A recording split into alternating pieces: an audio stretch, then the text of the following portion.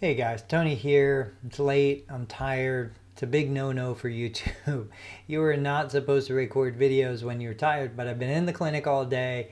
I just finished teaching zero to paid, and I've got this on my mind and I want to share it. And if I don't share it now, it's not going to come out there. So I want to talk about a situation in which therapists don't necessarily put enough thought and intention behind the marketing that goes out for specific patient conditions. And what I mean by that is, let's use a classic scenario. Let's say I have two patients, two different diagnoses, but the same insurance and receiving the same care from the same therapist, right? Same business, same overhead, same expense. What's interesting about therapy services is that we pretty much have a fixed cost basis. Once we know how much a service costs, delivering that service, those costs don't really change. So whether I'm delivering a unit of therapeutic activity or a unit of manual therapy to a Medicare beneficiary, the cost to deliver that service based on the person, the therapist, really is basically the same, right? So it's the business's decision to say, I want to be in the business of selling manual therapy, which is far less lower reimbursement than therapeutic activity.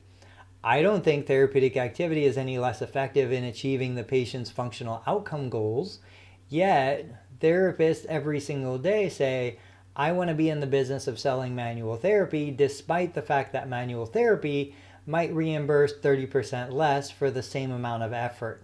So think about that from a business perspective. And now let's compare these two patient cases. So let's say I run an organization that just passively accepts any referral that comes my way.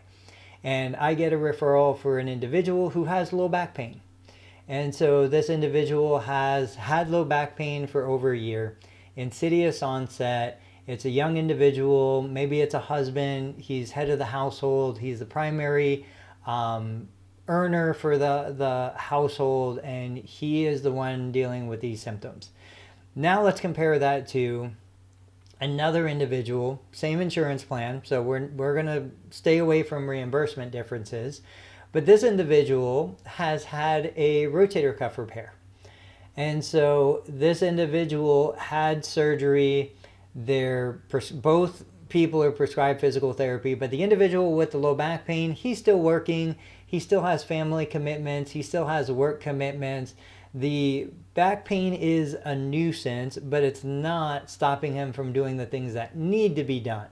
But he knows that he needs to do something to take care of it, right? So in both of these scenarios, I'm potentially looking at working a more challenging schedule to accommodate the individual with low back pain who's still working a 9-to-5 job. They still have family commitments and other things. They probably haven't met their out-of-pocket max, which means that individual has, let's say, a high deductible and or high copay. So every time that patient, we're going to go with the copay. Every time that patient with low back pain comes to my clinic because they haven't had surgery, they haven't had major medical intervention, they're required to pay me $40 every session. And they want to pay with a credit card. So that means that I'm swiping a credit card, losing 2.5% of that $40 every time. That means that I'm spending either the clinician's time or administrative staff time on collecting that $40 every single time.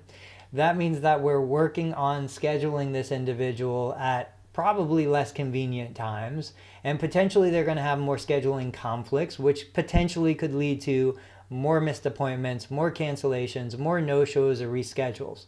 All of those things cost me more money. All of those things cost the clinic and drive up the cost of delivering service to that individual. Now compare that individual to the other person who had a rotator cuff repair.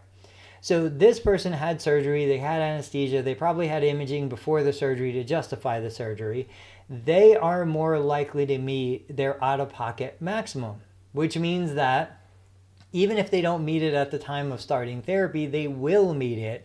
So if I hold on to the claims and don't submit the claims as quickly as I normally would, I can allow the other medical claims to process and meet the out-of-pocket max. That means insurance pays me the full allowed amount. I am not processing over-the-counter payments.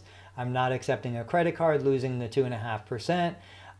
This individual clearly isn't working because they're post-op rotator cuff repair, so I don't have to work around the work schedule. If they're incapable of commuting to the clinic, maybe I'm doing mobile therapy and going to the home. But the idea is I can more easily and consistently deliver the service this person needs. And the reality is, even from a wear and tear perspective, this person is pretty much not going to be using 45-pound bumper plates on a 45-pound barbell and doing snatch or hang clean or clean and jerk. So I have very little wear and tear on my equipment, very easy post-surgical protocol to follow. I've got maximum profitability. They never miss their appointments because they're not working and they have to come to therapy in order to regain shoulder function. High compliance, high urgency.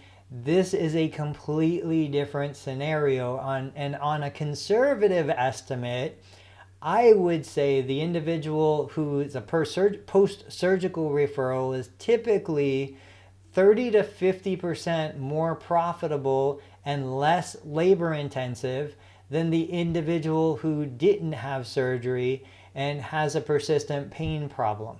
So while, yes, I do believe there's a huge role that we play in helping all individuals recover and optimize their health and well-being, we also have to understand that if we only focus on treating one kind of individual without taking into account the financial ramifications of that individual on the practice, we have a good chance of going out of business.